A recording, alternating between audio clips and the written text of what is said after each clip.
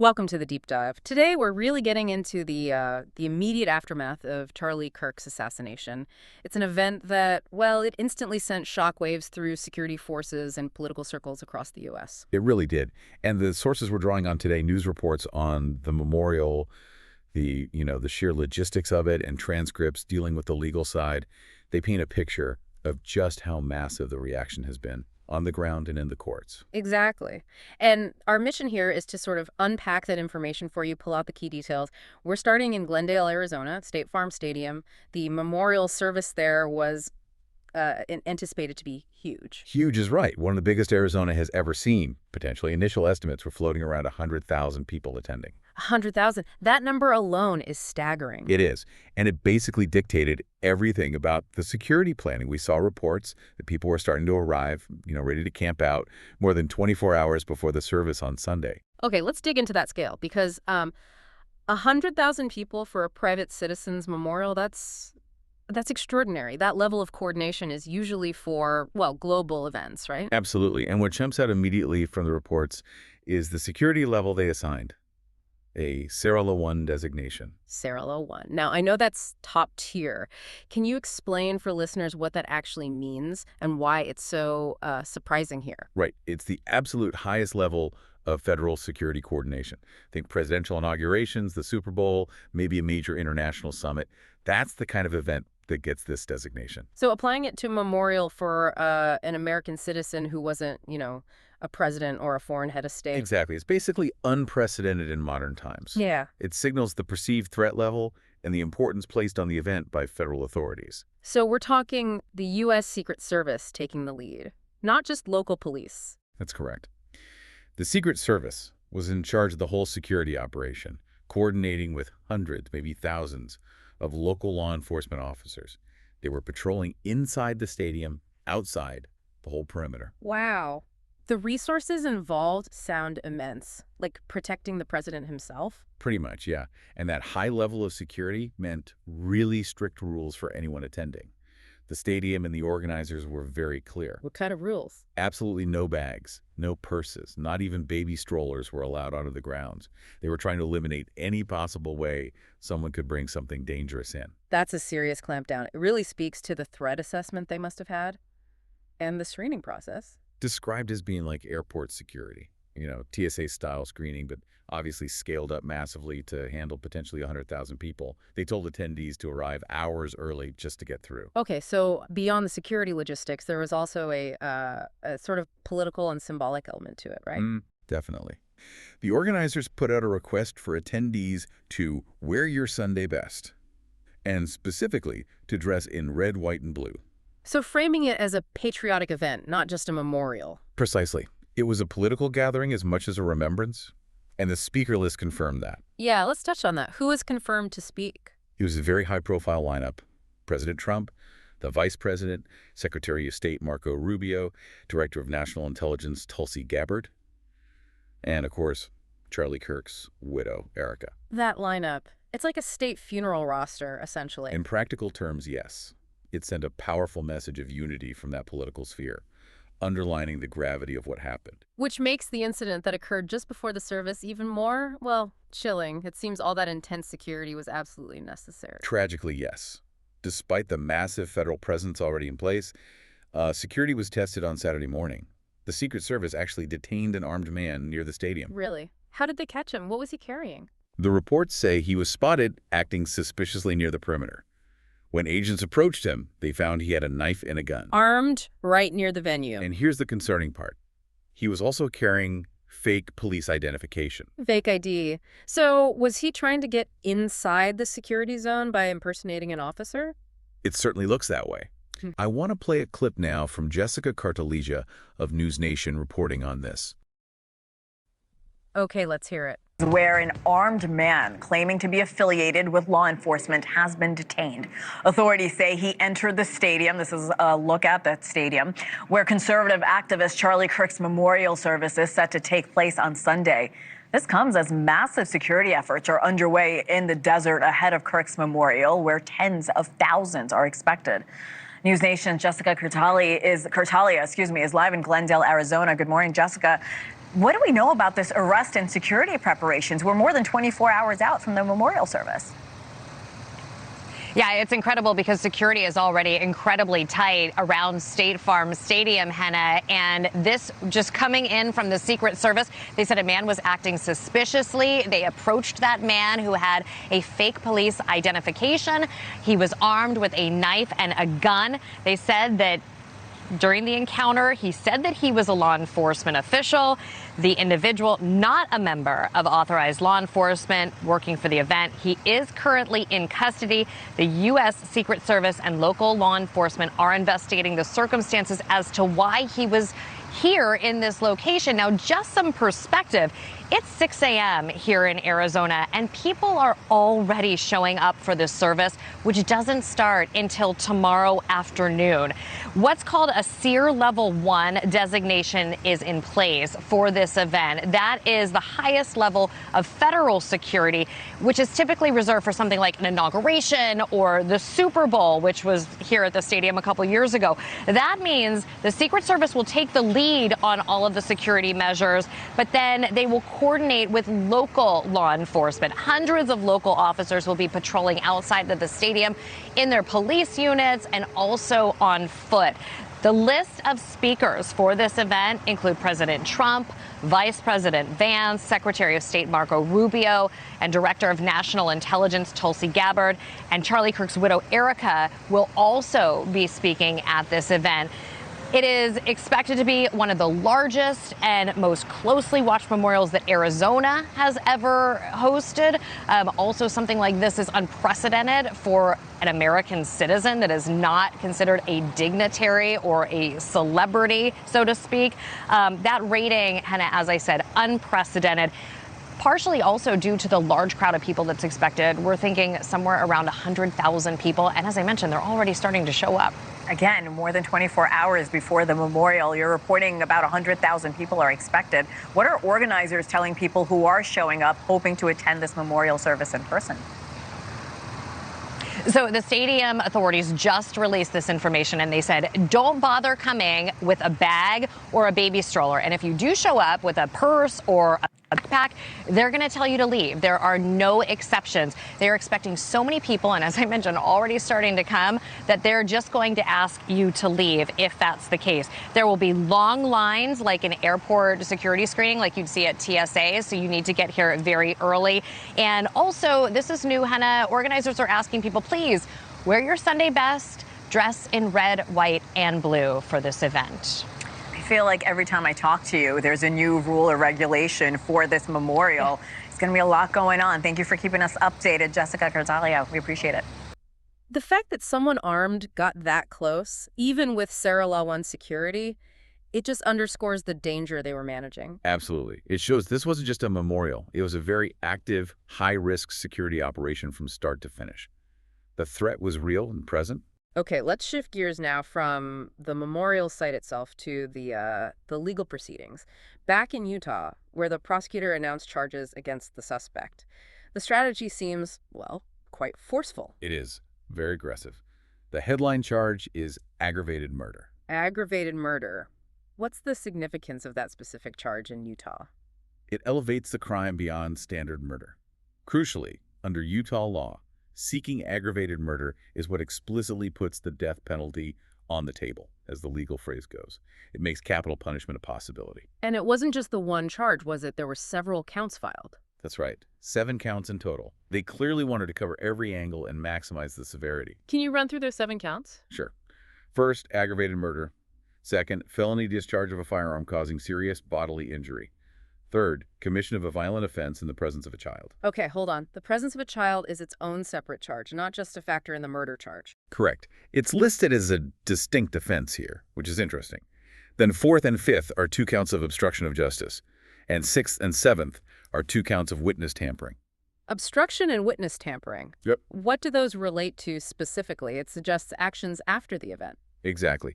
According to the transcripts we reviewed, those charges stem from evidence that the suspect deleted text messages and discussed getting rid of the murder weapon after the assassination. So clear evidence of trying to cover tracks. Right. It strengthens the prosecution's case for premeditation and, consciousness of guilt. It paints a picture of intent beyond the act itself. Now, that third charge you mentioned, commission of a violent offense in the presence of a child, why the specific focus on children? That seems like a key strategic choice. Robinson explained there is too much evil, and the guy, referring to Charlie Kirk, spreads too much hate. They talked about Robinson turning himself in and convinced Robinson to speak with a family friend who is a retired deputy sheriff. At Robinson's father's request, the family friend met with Robinson and his parents and convinced Robinson to turn himself in. It definitely seems strategic. It works on two levels, really. Legally, having minors present is a significant aggravating factor that helps justify seeking the death penalty for the murder charge itself. Okay, so it bolsters the main charge. Yes. And then emotionally, and perhaps politically, the prosecutor made a point of highlighting Charlie Kirk's connection to young people. His huge following on TikTok, on social media generally. So the argument is that the crime didn't just happen near children, but it specifically impacted a figure known to millions of children. That seems to be the implication. It frames the crime not just as an attack on an individual, but as an attack on the community, and particularly its youth, potentially traumatizing witnesses, and even his wider young audience. It makes it harder to argue against the severity. That's quite a powerful angle. And was there specific evidence mentioned that helped them build this case so quickly? Yes. The reports indicate that the suspect's roommate has been cooperating fully with the investigation. Cooperation from someone close. Right. And that cooperation included providing information, potentially including text messages between them, which are expected to be key evidence. That likely explains why the prosecutor could move so fast with such comprehensive charges. Okay, so let's move to the final area. The public reaction and the climate surrounding this whole situation as the legal process kicks off, it sounds this thing has got tense pretty quickly. Extremely tense. As soon as the charges were announced, attention turned to the long road ahead legally. Pre-trial motions, appeals. This could take years. And the fear is politicization. Exactly. There's a specific concern mentioned in the source material that anti-death penalty groups, maybe like the ACLU, might get involved in the defense. And the worry is they'd use the trial as a platform. Yeah, the fear is that trial itself becomes a stage for the suspect to, quote, espouse their ideas. A possibility here that's just like, you know what I mean, that these cases can drag out. There are going to be numerous pretrial petitions. It's sort of the you said it. There's going to be lots of organizations stepping in trying to slow everything down. To slow things down. They are going to try to do everything. They're going to do everything they can to make you forget what you saw with your own two eyes on that day, broad daylight at Utah Valley University, on video. Blake didn't see it on video. Blake was right there, watching it with his own eyes. But they will do everything they can. They will. That's why you're already seeing it. We talked about the Groyper op, and they said, it's a Groyper. Tyler, you're the first one who mentioned that to me. That said, why are they saying it's a Groyper? And they keep repeating these words over and over: white Christian, MAGA family, white Christian, MAGA family, and just outright and lie about what we saw and lie about what we saw for the and heard for the following days, really up through now. The cheers, the cheers, the laughs. I have seen a person who is denying that the left is celebrating this, who sent me a direct message gloating about what happened. That is what is going on right now. I have seen people with my own eyes. I have heard it with my own ears, people celebrating this. We had to endure. Remember, TMZ came out the other day and, they had people caught on their stream cheering when he died. And they came out and they said they were watching something else. It's a pure coincidence. I didn't get to watch that video. That was in the office, or was it like they were in there? So they were live streaming the news event, and then when they were announcing it, the people on screen were being neutral sounding, but you could hear cheers, whoops going on in the background. Yeah. As they were breaking the news that he had died. It's a big hall. So if you go into TMZ, it's like one big office. It's a big open air office, and their desks are in rows, and they film right in front of it. And their excuse was, well, we had this other team. They were watching a car chase, different news story, unfortunate coincidence. And someone went on TikTok and they reverse engineered the exact time this happened at, and they found the car chase they would have been watching from a helicopter. And at the exact moment that this would have been happening, they actually cut in to that car chase and they were announcing that Charlie had died. Yeah. So I wonder what they were reacting to. So that was the excuse TMZ gave. So what's their excuse now? Because they said it was unacceptable. So is TMZ going to fire those people? I think we should have people follow up on that. Yeah, 100%. Because they said it was unacceptable. So were they lying to us? Harvey, Charlie and I had been to TMZ together. We won't rehash why we were there, but Charlie and I have been at that office. Wait a minute, I remember. Harvey was very. It was the one of the, not to change the direction of this conversation, but it was a very memorable day. I remember Charlie and I standing over in one of the offices. Harvey was very nice. Came and talked. He was very familiar with Charlie's work, and this was early on too. This was like many years ago, so was familiar with Charlie and everything else. But this is, to your point, Blake. Like, TMZ needs to have some. There has to be some accountability for this. This is the type of stuff that if it seeps into America, and people see it and they think it's okay, especially amongst these kind of pinnacle media organizations. And I know that TMZ is not looked at as like one of the most lauded media organizations on the planet Earth, but they have influence and a lot of people watch them, and they think that it's okay just to do that stuff. That is what starts to pull apart the fabric of America. That is what gives you the Luigis of this world. Mm-hmm. And it is sickening. And I think I saw a lot of people send me that message, Blake, and I'm sure you did. And it makes you angry, but to me, like just when I look back on it, it just makes me just pure sad. Because the saddening part of where we are at, the commentary of where we are at, that people that have stood in those places, some of those people met Charlie, saw Charlie in their office. It's not like this is a detached thing or a... Did you...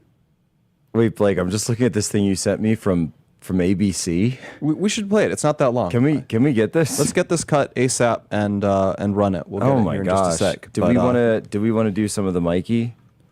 We should play Mikey too. I think Mikey did a great job. Yeah. Let's get those Fox clips. So which do we want to do first, do you think? Well, if we have, I think we have. Let's do. We have Mikey ready to go. Yeah, we have Mike. But we'll pivot back to this. From Fox. Let's play 85. 85. Let's do 85, please. Driving him to the airport, he was speaking at your dad's church, and you said, I'm thinking about going to college. And he said, don't go to college. Why was that? Charlie had a knack of telling you what to do, not asking you. And so the first time I met Charlie, I drove him and his then girlfriend, Erika, to the airport. And he grilled me on Aristotle, American history, Plato. And when I dropped him off at his terminal, he gets out of the car. He goes, I don't want you to go to college. I want you to come work for me at Turning Point USA. Yeah. So I took a day to think about it, and I did it. And the story's the same with his wife, Erika. When he met her for the first time, he was interviewing her, and he told her, he said, I don't want to hire you. I want to date you. And so it's the best 6 years of my life that I spent under the tutelage of Charlie and learning from him. Yeah. So for people who don't know, that's Mikey. He was Charlie's chief of staff. I suspect he spent more time with Charlie than anyone who wasn't Erika or his children over the past years. And he was also there that day. He was there. I was standing right next to him when it happened, and Mike. I don't want to say more about that moment. No, I'm just establishing. We brought Mikey in, and he was so young as a Charlie's assistant and handler, and has been around, like, again, one-on-one with Charlie. We have two more Most of the clips. videos you see of Charlie, Mikey is taken over the last 5 years. Next to it. Or we have two more clips. They're short. I say just play them both, 87, 88. Just play them back to back, guys. Had a knack for choosing people, as Erika Kirk said in her message the other night. to the nation, and he did. And the organization has leaders that Charlie handpicked to lead us and guide us, and he always had plans in case something happened. And this will continue to play out, and the public will see it soon. But we are committed to 10Xing, to growing the organization, to growing his legacy that he built.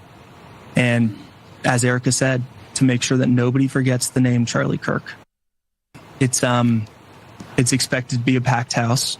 We're holding it at State Farm Stadium here in Arizona. And everybody's flying out for this. 7 days to plan an event like this seemed impossible, but everybody's working to make sure that we honor Charlie. And you're going to see that from stage. Speakers from the administration coming out, friends, family, loved ones coming out to speak and talk about him, the legacy that he lived. And that's going to continue. There's a historical reference point there, too. Oh, what's that? Looking back at political assassinations in, 19th and early 20th century Europe or Russia, sometimes the trial became the most effective way for revolutionaries to spread their message, occasionally even inspiring copycats.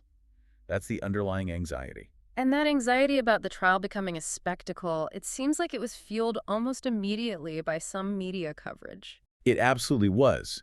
There was significant controversy around commentary from one specific reporter.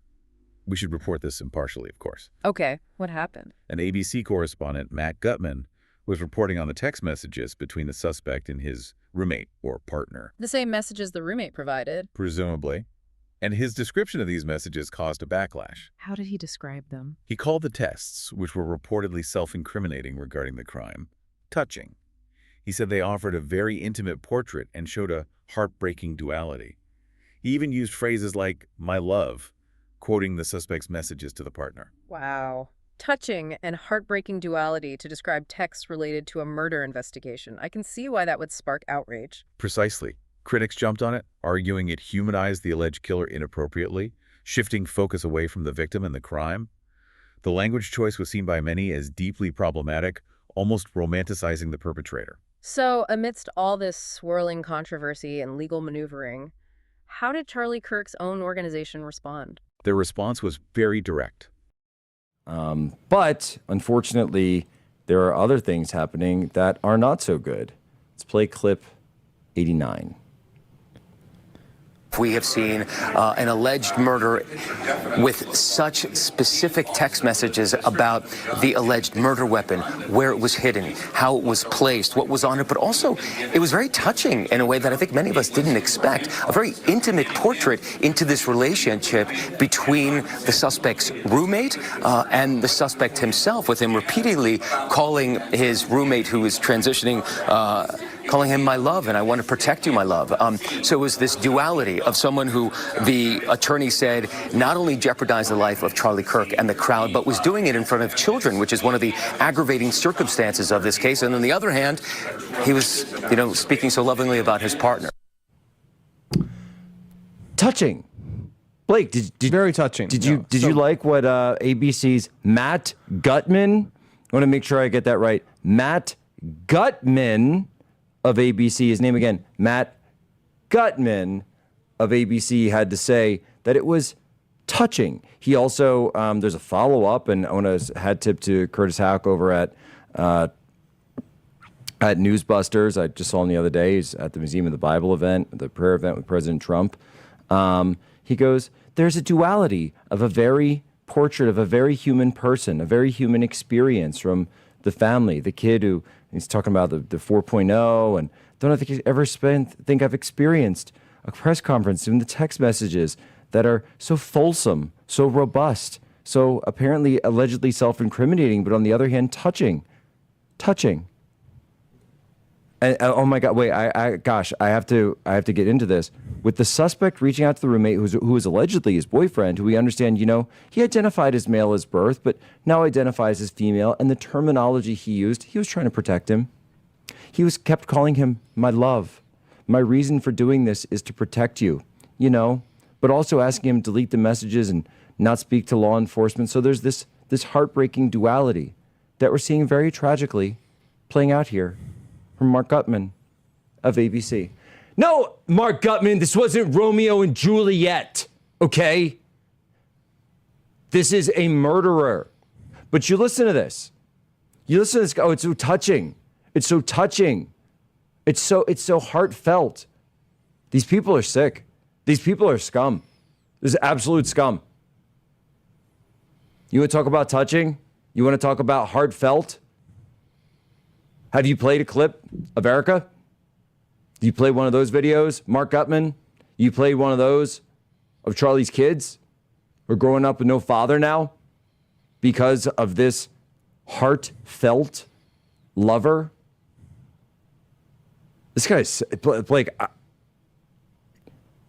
why do these people always take the side of the perpetrator, of the criminal? Because they agree with the perpetrator? Yes. Very action-oriented. They framed the assassination as a wake-up call. Not an end, but a beginning. Exactly. The message was essentially, we need to 10x our efforts now. Continue the legacy. Use the anger, the grief as fuel for motivation and action. How are they channeling that? They immediately started directing supporters to a website, fightforcharlie.com. The goal is to get people involved, support the mission, and strengthen the existing organizational structures. Turning Point USA, Turning Point Action, the Faith Initiatives, all of it. So a rapid mobilization effort, using the tragedy as a catalyst. Absolutely. It shows how quickly such an event can be transformed into a unifying moment for a movement, solidifying support and infrastructure around the idea of martyrdom and legacy. That was just incredible. Tyler, do you want to give us all any updates on Sunday? On how that's coming together. I know the team. By the way, Tyler's literally, like, when you see him on his phone, that's because he's literally planning the Sunday memorial. Our team is and in the team and all the rest. But I mean, it's an ongoing. The entire team has been so fantastic. Process. I mean, every single person that's on the team, top to bottom. Like, again, just I want to put this into perspective for everyone. We are planning an event that millions of people are going to see this Sunday. The Turning Point team, so the Turning Point USA, Turning Point Action team. Lots of work is going to be done on Sunday that's positive and good, but everyone's reeling. Everybody has the worst feelings that you could possibly have on planet Earth right now. I mean, this is our close friend. This is our brother. This is our boss. For many mentors and close relationships that spent so much time together. For us, we had such a close relationship here around this table. And we're all participating with what will probably come out to be one of the largest Trump, in-person events. Yeah. On top of that, the President of the United States and the President of the United States, the Vice President, the entire cabinet. I mean, the amount of honors that Charlie so deserves an incredible, send-off, if you want to call it, from this earth life to where we know he's in a better place now. Yeah. But like Mikey said, all of this work that we've been doing for the past decade plus, like going on now 14 years, going 13, coming out of 14 years, is not going to slow down. It is going to get bigger. It's going to get better. We have great, incredible people top to bottom within the organizations. And there's many organizations, Turning Point USA, Turning Point Action. We have our PAC. We have multiple other organizations that operate out of here that are all committed to doing the work. But that's what helps facilitate and it's going to make Sunday an incredibly moving thing.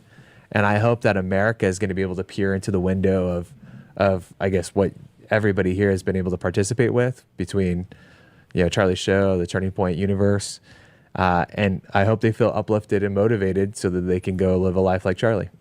And it's so important, by the way, that for the anger that's out there, and I felt that.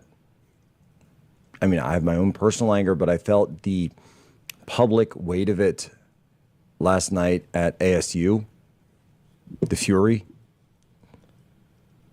And I have it myself. It doesn't mean anything if you don't turn it into action. If you don't get involved, if you don't step up and say, all right, now it's time to come off the sidelines. Now it's time to get involved in my local chapter, get involved with the elections, get involved with whatever it is. If you were waiting for a wake-up call, you just got it. All right? That was it. It's done. Charlie gave his life for that. And that's what he would have wanted for you to do. It's what he would have wanted. And it's what you need. And so we're going to have that. We're certainly going to have that included at this event and use this as a way to offer people to find their way in, people to find their way to get active, start chapters, to join chapters.